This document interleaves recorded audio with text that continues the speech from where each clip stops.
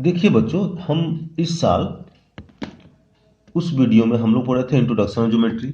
ठीक है, उसके बाद हमारा एक्सरसाइज 1 था। इस साल सिलेबस में एक्सरसाइज 1 को डिलीट कर दिया गया, उसको आपको नहीं पढ़ना। ठीक है, तो आपका एक्सरसाइज 2 का जो चैप्टर है लाइन और एंगल्स वो पढ़ना है। ठीक है, यानी पहला चैप्टर आपको हटा दिया गया, वो नहीं पढ़ना है। ठीक है ना, यानी इंट्रोडक्शन ऑफ ज्योमेट्री हटा दिया गया, उसमें जो मैथ बनाने वाला था वो नहीं पढ़ना। ठीक है, तो अब दूसरा चैप्टर पढ़ना है लाइन्स एंड एंगल। तो हम पढ़ लेते हैं लाइन्स और एंगल क्या होते हैं। ठीक है, उसके बाद हम अपना एक्सरसाइज बनाएंगे। ठीक है, तो देखिए पहले इसको ठीक से पूरा समझेंगे हम लोग। एंगल्स इस चैप्टर में एंगल्स के बारे में पढ़ना, उसको हमको ठीक से समझना है कि एंगल्स क्या होते हैं। ठीक है,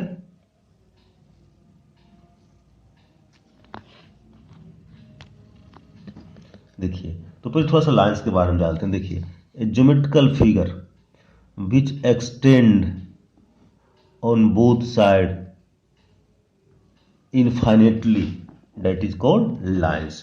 जिस फिगर को हम दोनों ऐसे दिया गया, एरो दिया गया मतलब हम इसको जितना चाहें उतना बढ़ा सकते हैं, ऐसे बढ़ा सकते हैं, ऐसे।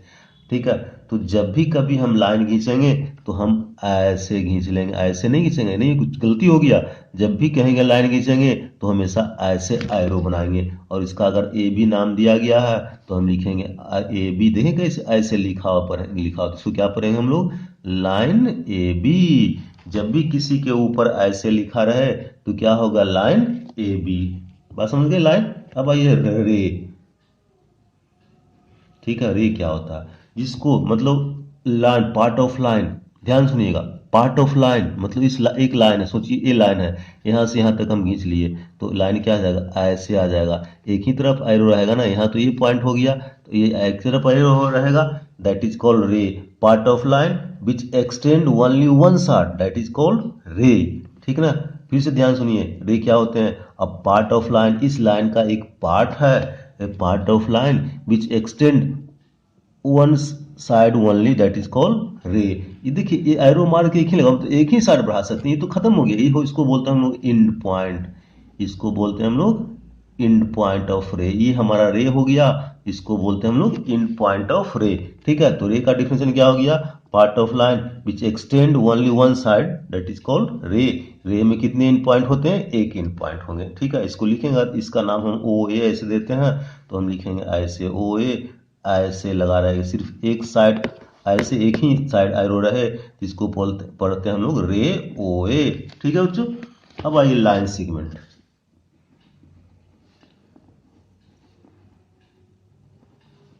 देखिए, हमारे पास एक लाइन है, ऐसे ऐसे लाइन है। अब यहाँ से ये पार्ट काट के हटा लेते, इस पार्ट को, तो इस पार्ट को कर लेंगे तो ऐसा हो जाएगा। तो एरो देखिए, इधर तो इधर एरो है, ना इधर एरो है, तो 2 पॉइंट हो गया, तो 2 इंड पॉइंट हो गया, ये भी एक इंड पॉइंट हो गया, इधर भी एक इंड पॉइंट हो गया, इधर भी एक इंड पॉइंट हो गया। ठीक है ना, तो इसको बोलते हैं हम लोग लाइन सेगमेंट, मतलब part of line having 2 end point that is called line segment. ठीक है, वो सिंपल सा definition, part of line having 2 end point that is called line segment. ठीक है, तो अगर कहीं पर ऐसे इसका हम अगर नाम देते हैं ए बी, तो कहीं ऐसे लिखा रहे तो क्या बोले हैं हम लोग, लाइन सेगमेंट ए बी।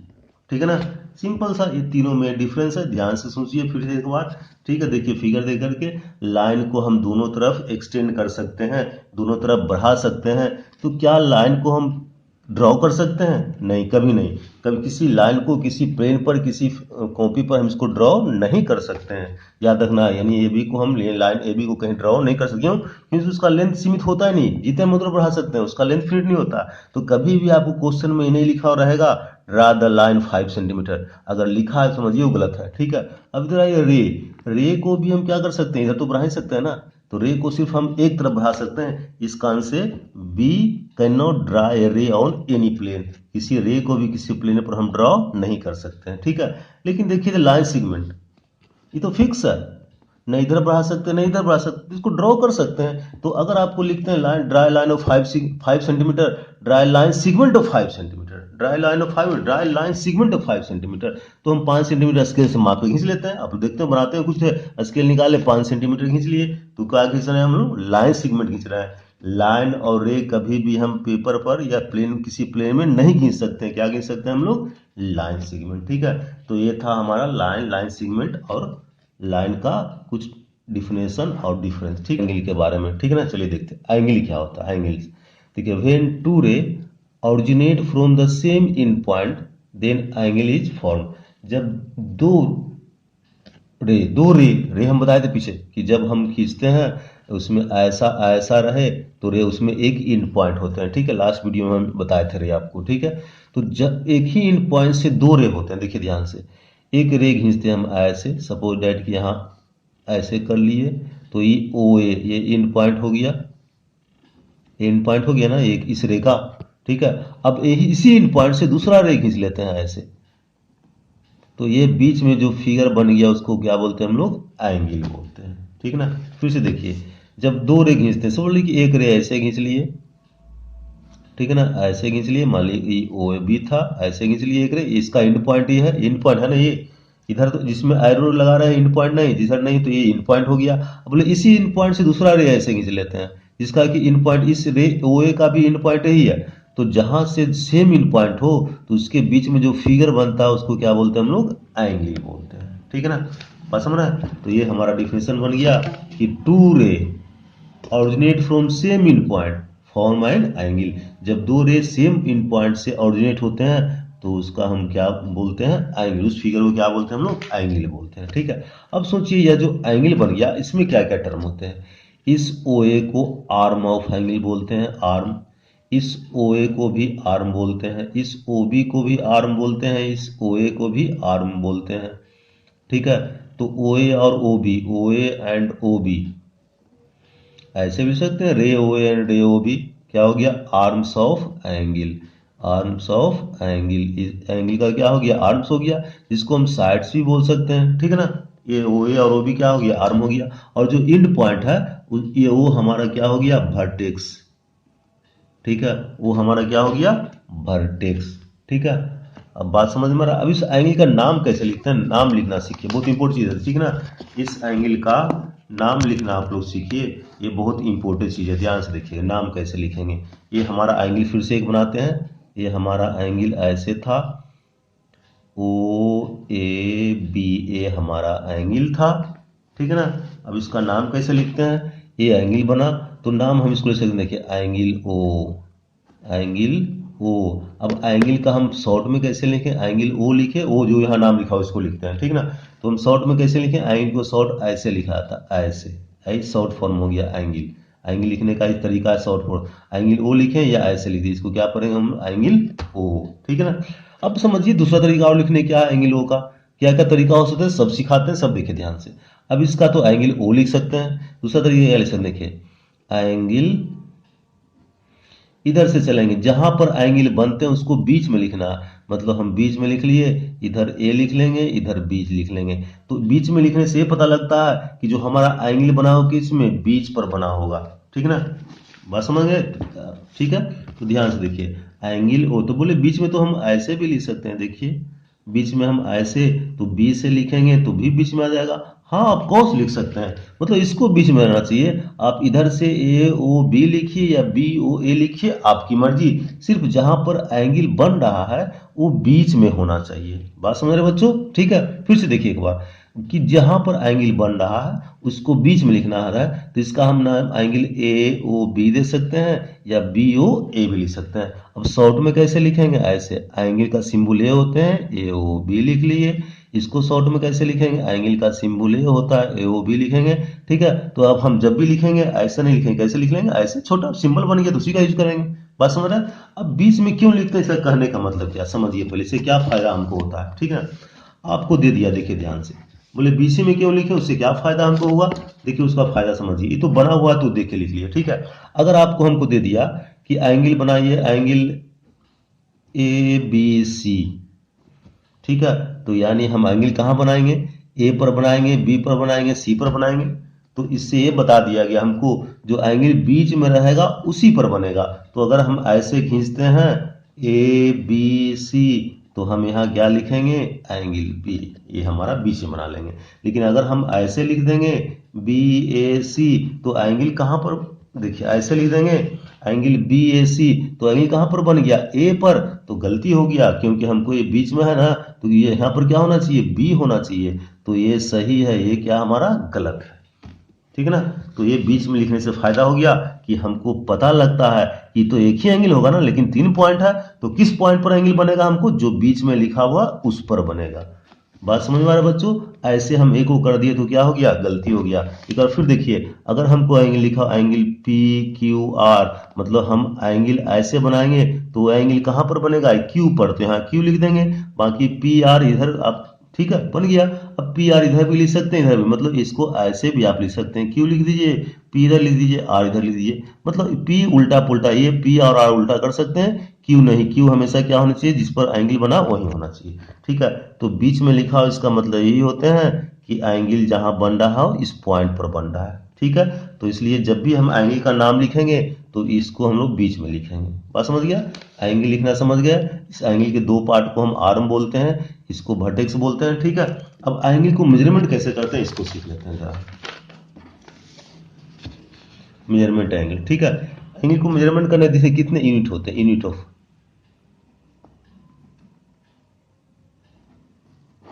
कौन कौन से होते हैं, डिग्री,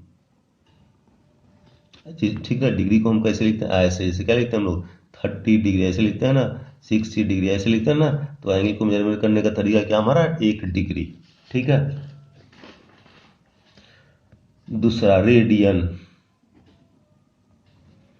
ठीक ना, रेडियन हम ऐसे आर ए डी शॉर्ट में लिखते थे, 30 रेडियन ऐसे, ऊपर ये आगे जरूरत नहीं आपको, ठीक है ना। रेडियन ये हमारा एस आई यूनिट होता है एंगल का, S I unit of angle, S I unit of angle क्या होता है हमारा, रेडियन। डिग्री एस यूनिट नहीं है, एंगल मेजरमेंट करने का एस यूनिट क्या है, रेडियन, ठीक ना। और इसमें क्या होते हैं, pi radian equal to 180 degree, मतलब 180 डिग्री को क्या बोलते हैं हम लोग, पाई रेडियन बोलते हैं। तो मतलब अब एक रेडियन में कितने डिग्री, एक रेडियन में 180 डिग्री बाई पाई, पाई का वैल्यू सबको मालूम होगा, ठीक ना। या 1 डिग्री में कितने रेडियन, 1 डिग्री में 1 पाई बाई 180 रेडियन, ठीक है। तो ये याद रखना, एस साइन तो याद रखना कि एस साइन एंगल क्या है, रेडियन। हम लोग लेकिन हमारा डिग्री कॉन्फिडेंट होता है, आसानी यूनिट होता है, इस कारण से हम इसको डिग्री में मेजरमेंट यूज करते हैं, ठीक है। चलिए ये रेडियन वूडियन नहीं पढ़ना आपको, सिर्फ एंगल को मेजरमेंट कैसे करें, डिग्री में, और लिखें कैसे, सोचिए। एंगल हम अगर ऐसे बनाते हैं ए ओ बी, ये अगर 30 दिया गया है तो हम ऐसे लिखेंगे, लिखना बता चुके हैं, इसको बीच में लिखेंगे, angle A O B equal to कितना, 30 डिग्री, ये हम लिखा गया ऐसे, ठीक है बच्चों, ठीक है। हमको सबको समझ में आ गया होगा। चलिए आगे पढ़ते हैं हम लोग, टाइप्स ऑफ एंगल की कौन कौन से टाइप्स होते हैं, ठीक ना।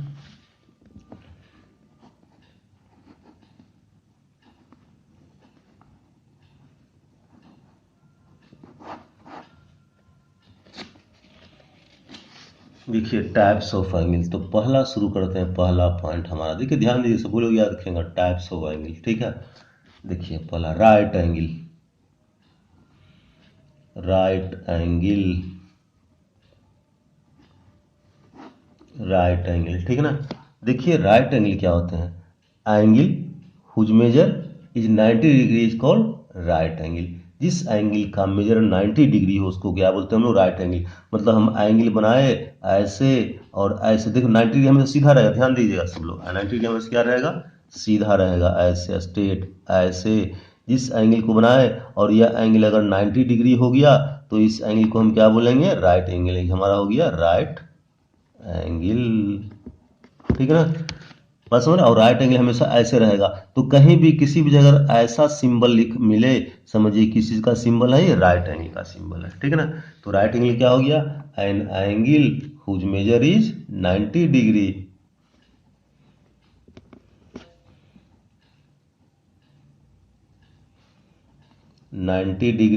इज कॉल्ड राइट एंगल, ठीक है ना। जिस एंगल का मेजर राइट 90 एंगल होगा उसको क्या बोले हम लोग, राइट एंगल। और राइट एंगल ऐसे सीधा, अब सोचिए ध्यान से, बहुत इंपॉर्टेंट, ध्यान से देखिएगा। अब एक तो राइट एंगल हो गया, अब देखिए ऐसे 90, देखिए ऐसे 90 है, ऐसे 90 है, यहाँ से यहाँ तक 90 है, देखिए यहाँ से हम चलते आए चलते आए चलते आए, बन गया 90, ठीक है।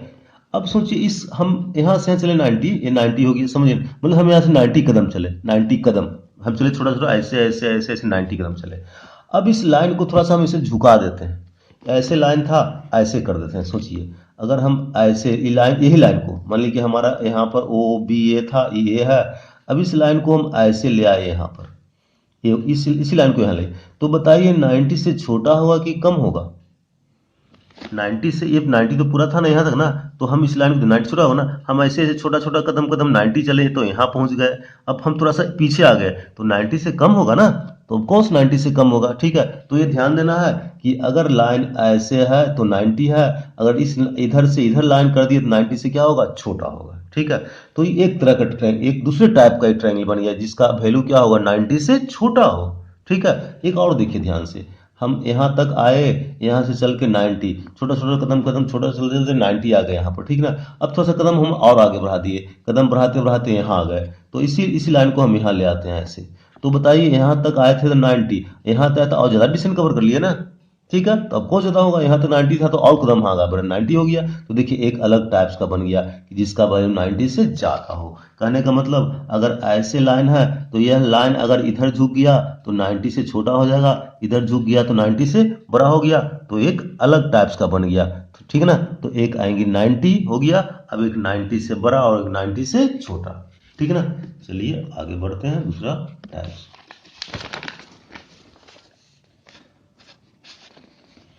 दूसरा टाइप्स हमारा हो गया एक्यूट एंगल। एक्यूट एंगल बस कुछ नहीं, अभी पढ़े थे, जिसका 90 से छोटा हो। ठीक है, angle whose measure is less than 90 is called acute angle. ठीक है ना, an angle whose measure is less than 90 is called acute angle. तो आप लोग अपने से लिख लीजिएगा। ठीक है ना, जिसका 90 से छोटा हो, तो ऐसे सीधा 90 तो छोटा कर लेते हैं ऐसे ऐसे, देखिए ये क्या हो जाएगा हमारा एक्यूट एंगल। सपोज 60 हो गया, 30 हो गया, 90 से कम कुछ भी, 80 हो गया, ऐसे कर लीजिए, 60 हो गया। ठीक है, ये सब क्या हो गया, एक्यूट एंगल हो गया, ये सब क्या हो गया, एक्यूट एंगल। ठीक है, बस समझना, अगर एक्यूट एंगल मतलब क्या होगा, एक्यूट एंगल क्या होगा, एक्यूट एंगल जीरो से छोटा तो एंगल होता ही नहीं है, तो एक्यूट एंगल जीरो से बड़ा होगा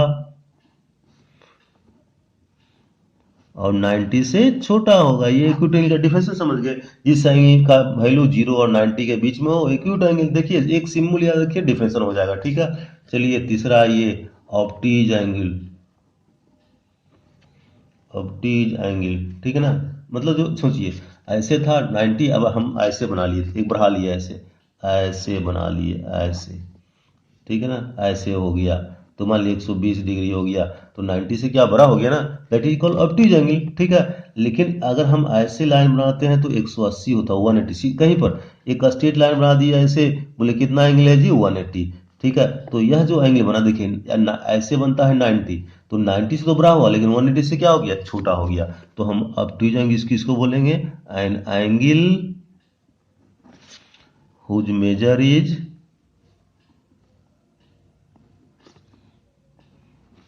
between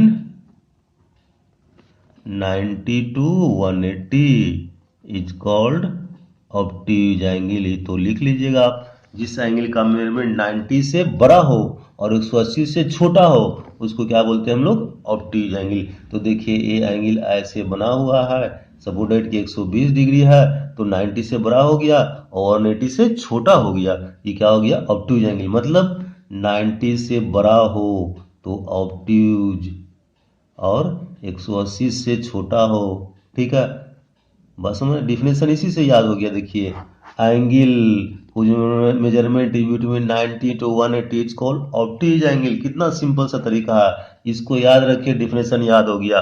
90 से बड़ा और 180 से छोटा होगा उसको बोले ऑप्टीज एंगल। आपको बोले चलिए बताइए 179 डिग्री कैसा एंगल है जी, 90 180 से छोटा और 90 से बड़ा ऑप्टीज एंगल हो गया। ठीक है, आपको बोले कि 99 कैसा एंगल है जी, 90 से बड़ा 180 छोटा क्या हो गया, ऑप्टीज एंगल हो गया। ठीक है, सिंपल सा चीज, आसान हो गया। चलिए अब नेक्स्ट नेक्स्ट टाइप्स पढ़ते हैं। 4 straight angle.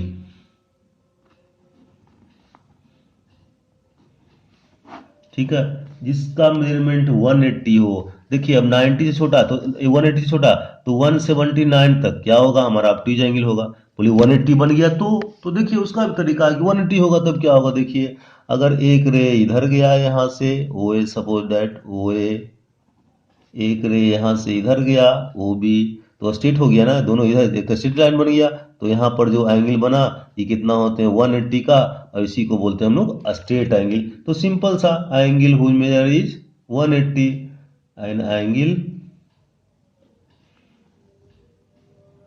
Whose measure is 180 is called straight angle. ठीक है ना, इसका मेजरमेंट कितना होगा 180 कॉल्ड स्ट्रेट एंगल। इसका नाम भी ऐसे लिखे हैं एंगल ओ ए बी, कितना हो गया 180। तो ध्यान दीजिए राइट एंगल हमेशा क्या होगा 90 डिग्री। 90 से एक भी कम होगा तो राइट एंगल ज़्यादा होगा तो नहीं होगा। ऐसी स्ट्रेट एंगल कितना होगा हमेशा 180। 180 से ज़्यादा होगा तो भी नहीं होगा, 180 से कम होगा तब भी नहीं होगा। ठीक है, तो जिस एंगल का मेजरमेंट 180 होगा उसको स्ट्रेट एंगल। और कहीं भी जब एक सीधा लाइन रहे, बोले इस पर कितना एंगल बन रहा है जी 180, इस पर कितना एंगल बन रहा है जी 180, इस पर कितना एंगल बन रहा है जी 180, ये सब कैसा एंगल है स्ट्रेट है। ठीक है, चलिए नेक्स्ट टाइप देखते हैं हम लोग। 5 रिफ्लेक्स एंगल। देखिए रिफ्लेक्स एंगल, ठीक है ना। अब रिफ्लेक्स एंगल देखिए कैसे, ऐसे एक रे हम ले गए ओ ए इधर और एक हम ऐसे लाए ओ बी, तो यह जो एंगल बन गया वो क्या बन गया हमको रिफ्लेक्स एंगल। देखिए यहाँ से 180 से तो यहाँ से बढ़ते गए यहाँ तो 180 आए, अभी 180 ज़्यादा हो गया ना। ठीक है, तो जो 180 से ज़्यादा हो तो उसको रिफ्लेक्स एंगल बोलते हैं। क्या, an angle whose measure is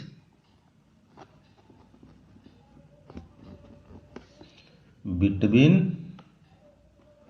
180 to 360, जिसका 360 को बोलते हैं। ऐसे बढ़ते बढ़ते पूरा यहीं आ जाएंगे तो 360 हो जाए। 360 कैसे, देखिए अब यहाँ से हम चलना शुरू किया, ऐसे ऐसे चलते चलते चलते चलते यहाँ गए तो ऊपर 180 नीचे 180, 180 नीचे ऊपर बन गया, नीचे बन गया 360 हो गया। तो जिस एंगल का मेजरमेंट यहाँ से चले तो 180 से बड़ा हो गया। देखिए अब ध्यान, यहाँ चलते यहाँ तो 180 है, ऐसे चलते चलते आए तो 180 से बड़ा हो गया, लेकिन 360 पूरा जाएंगे तब ना, तो 360 छोटा है, उसको क्या बोलते हैं हम लोग reflex angle. An angle whose measure is between 180 to 360 is called reflex angle. मतलब रिफ्लेक्स एंगल क्या हो गया 180 से बड़ा रिफ्लेक्स, और 360 से छोटा, ये हमारा रिफ्लेक्स एंगल को, इसी को याद रखेंगे। Angle whose measure is between 180 to 360 is called reflex angle. ठीक है, लेकिन थोड़ा सा इसमें नाम लिखना हम लोग सीख लेते हैं। नाम कैसे लिखते हैं ये ध्यान देना आपको। रिफ्लेक्स एंगल देखिए, अब देखिए ध्यान से, अगर हम ध्यान से देखना, बहुत इंपॉर्टेंट चीज।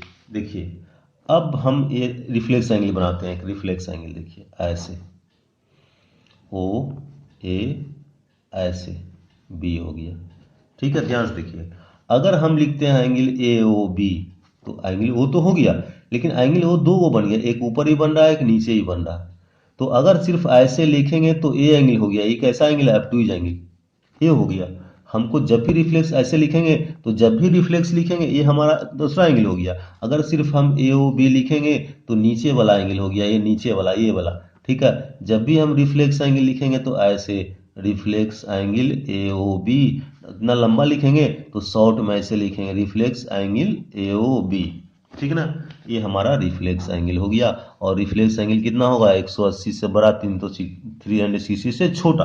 तो याद है जब भी रिफ्लेक्स एंगल लिखेंगे तो हमको दिखाना पड़ेगा कि, क्योंकि यहाँ पर जब भी एंगल बनाते हैं दो एंगल अपने आप बन जाता है, एक नीचे और एक ऊपर। तो नीचे वाला अगर हम ए ओ बी लिखते हैं तो समझ जाएंगे नीचे वाला समझाया था, तो ये तो रिफ्लेक्स नहीं है, ये तो 180 से छोटा है। तो हम जब भी रिफ्लेक्स लिखेंगे तो हमको ऐसे लिख के दिखाना पड़ेगा। ठीक है, अब चलिए समझ गए बच्चों।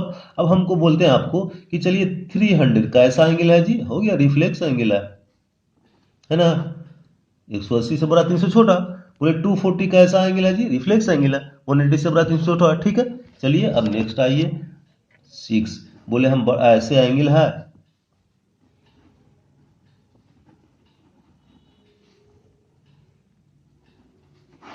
ऐसे थे, ऐसे रहे है, यहाँ पर थे, हम बोले ऐसे बढ़ते बढ़ते बढ़ते बढ़ते बढ़ते छोटा छोटा कदम चलते चलते चलते चलते चलते चलते यहाँ पहुंच गए।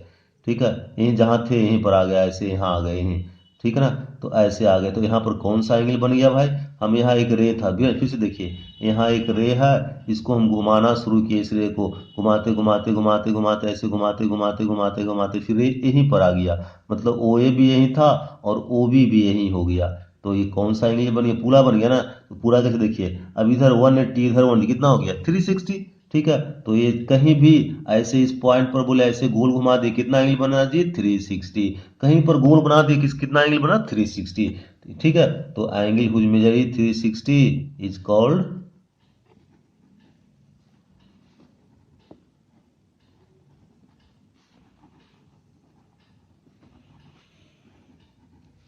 कॉल्ड कंप्लीट एंगल,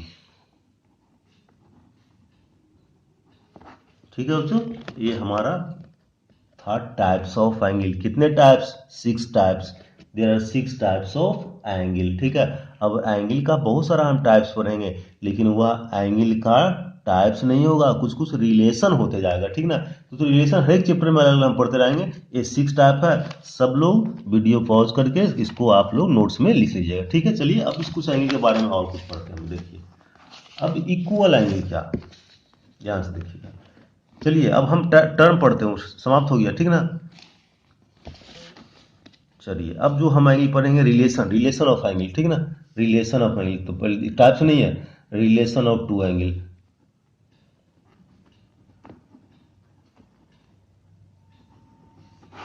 देखिए पहला कंप्लीमेंट्री एंगल, कंप्लीमेंट्री एंगल,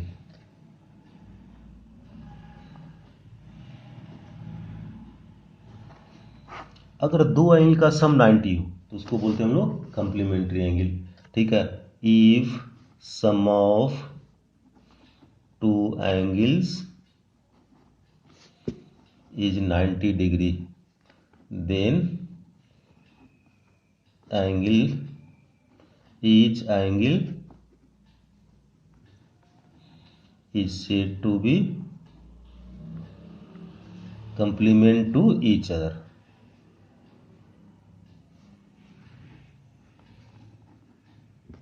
ठीक है ना। दो एंगल का सम अगर 90 हो तो उसको क्या बोलते हैं हम लोग, कंप्लीमेंट्री एंगल, ठीक है। बात समझ, ध्यान दी, sum of two angle is 90 degree then angle is called complementary angle and then each angle is said to be complement to each other, ठीक है। अब क्या करने का मतलब, एक एंगल हमको दिया गया, ऐसे देखिए ये हमको दिया गया है 60, दूसरा एंगल दिया गया 30, इस दोनों को जोड़ दिए 60 प्लस 30 90 आ गया, तो ये दोनों एंगल क्या हो गया, complementary angle,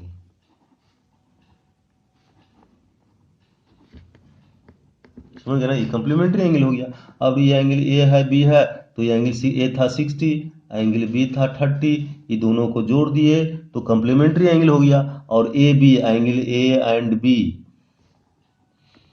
are complement to each other, एक दूसरे का कंप्लीमेंट बोल दिए हम, एक दूसरे का क्या हो गया, कंप्लीमेंट हो गया, ठीक है। तो ये दो एंगल का रिलेशन हो गया, टाइप्स नहीं, दो एंगल को जोड़ दिए 90 आ गया, तब जहां कहीं भी किसी भी तरह दो एंगल को जोड़ के 90 आ गया, इसको क्या बोलते हैं हम लोग, कंप्लीमेंट एंगल, ठीक है ना। तो रिलेशन हो गया, टाइप्स नहीं है, याद रखिएगा, ठीक है। अब सोचिए आपको अगर एक एंगल दिया गया है, बोले एक एंगल दिया गया, चलिए आपको दिया गया 50, बोला इसका कंप्लीमेंट्री एंगल निकालिए, तो हमको मालूम है कि दो एंगल को जोड़ के कितना आना चाहिए 50, तो इसमें कितना जोड़े, सॉरी दो एंगल को जोड़ के 90 आना चाहिए, तो इसमें कितना जोड़े तो 90 आएगा, लिख लेंगे कंप्लीमेंट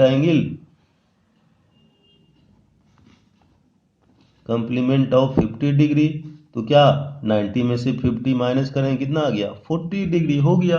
किसी का भी कंप्लीमेंट पूछो उसको 90 में से माइनस कर लेंगे, आ जाएगा कंप्लीमेंट एंगल, ठीक है।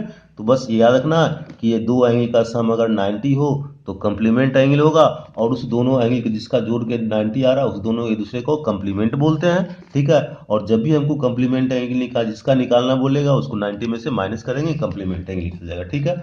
इसी में दूसरा देखते हैं हम लोग, सप्लीमेंट एंगल, कुछ नहीं ऐसे ही सप्लीमेंट एंगल, अगर दो का sum, if sum of two angle is 180, sum of two angles is 180, ठीक है। अगर दो एंगल का सम 180 हो तो उसको क्या बोलते हैं हम लोग, सप्लीमेंट एंगल बोलते हैं, ठीक है। सपोज दैट ये एंगल दिया गया हमको 60, एंगल ए हमको दिया गया 60 और एंगल बी ऐसे दे दिया गया 120, ठीक है ना। तो एंगल ए प्लस बी कितना आ गया 60 प्लस 120 180 हो गया। इस दोनों क्या हो गया, एंगल ए और बी सप्लीमेंट्री एंगल हो गया कि दो एंगल का सम जोड़ के अगर 180 आए सप्लीमेंट्री एंगल, ठीक है। बस समझना। अब सोचिए दिया गया एक एंगल को दिया गया अब हमको 150, बोले इसका सप्लीमेंट निकालिए। कुछ नहीं करना, 180 में से 150 माइनस कर दें 30, आ गया हमारा सप्लीमेंट। बस समझ गए बच्चों। इस तरह से ध्यान देना है, दो का सम अगर 90 हो तो कंप्लीमेंट एंगल, और जब भी किसी एंगल का कंप्लीमेंट निकालना रहेगा 90 में से माइनस कर दे निकल जाएगा। If the sum of two angle is 180 that is called supplement angle. जब भी हमको सप्लीमेंट एंगल किसी एंगल का निकालना 180 में से माइनस कर देंगे निकल जाएगा, ठीक ना। इस चैप्टर में इतना ही पढ़ना है, ठीक है। और आगे बहुत सारा एंगल है, हम आगे पढ़ते जाएंगे। कुछ और टर्म होते हैं एंगल से रिलेटेड, उसको पढ़ लेते हैं हम लोग, ठीक है। तो देखिए अब टर्म कुछ है इक्वल एंगल। अब इक्वल एंगल क्या है, टू एंगल, देखिए अब two angles are said to be equal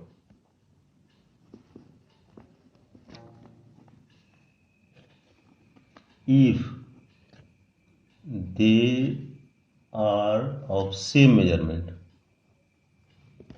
same measure, दोनों का मेजर क्या हो सेम हो, उसको इक्वल एंगल बोलेंगे। मतलब अगर हमको एंगल ऐसे दिया गया है ए आपको 30 डिग्री, एंगल बी भी दे दिया गया 30 डिग्री, तो क्या हो गया एंगल ए और बी क्या हो गया इक्वल हो गया। दोनों का जो डिग्री है अगर सेम रहेगा तो इक्वल एंगल बोलेंगे। तो सिंपल सा चीज़ है, सब लोग समझ सकते हैं, ठीक है। चलिए कुछ और देख लेते हैं हम लोग। अब एंगल बाइसेक्टर, ये बहुत इंपॉर्टेंट चीज़ है, ध्यान से देखिएगा। एंगल बाइसेक्टर, देखिए अब एंगल बाइसेक्टर समझने वाला बहुत आसान चीज़, देखिए ध्यान से। अब ऐसे एक एंगल हमारे पास है ए ओ बी, हमारा ए एंगल पूरा 60 डिग्री है। कितना degree 60 degree. Angle A O B हमारा क्या है 60 डिग्री। अब बाइसेक्टर में दो इक्वल पार्ट में, अब यहाँ से एक लाइन हम ऐसा खींचते हैं कि इसको दो पार्ट में बांट दिया, मतलब ये 30 और ये 30, तो ओसी हो गया। तो ये एंगल कितना हो गया 30 30 बांट दिया, कौन लाइन ये लाइन बांटा ना, तो इसको बोल रहे हैं हम लोग OC is the angle bisector of angle A O B. Angle bisector of angle A O B. यह ओ सी इस लाइन को दो पार्ट में बांट दिया, ये 30 और 30 दो इक्वल पार्ट में बांट दिया ना, कौन लाइन ई ओ सी, तो इस ओ सी को क्या बोलेंगे इस एंगल का एंगल बाइसेक्टर बोलेंगे। जो लाइन इस एंगल को दो पार्ट में बांट देगा उसको हम बाइसेक्टर बोलेंगे। इस देखिए ध्यान से, अगर यहाँ पर लिखा हुआ है 60 एक A F P Q R, और यहाँ से हम ये खींच दिए एम, ये हो गया 60 में, ये हो गया 20, ये 40, तो इक्वल पार्ट हुआ नहीं ना, तो ये हमारा एंगल बाइसेक्टर नहीं है। एंगल बाइसेक्टर किसको बोलेंगे जो दो इक्वल पार्ट में करेगा उसी को एंगल बाइसेक्टर बोलेंगे। लाइन तो ये भी खिंचाया ओ एम भी, लेकिन इक्वल पार्ट में नहीं हुआ, 20 40 इक्वल पार्ट में नहीं है, इसका इसको हम लोग एंगल बाइसेक्टर नहीं बोलेंगे। बात समझ गए बच्चों, ठीक है। चलिए अब समाप्त हो गया। अगला वीडियो में हम लोग एक्सरसाइज शुरू करेंगे, ठीक है, उसमें हम लोग बनाना सीखेंगे। Okay bye.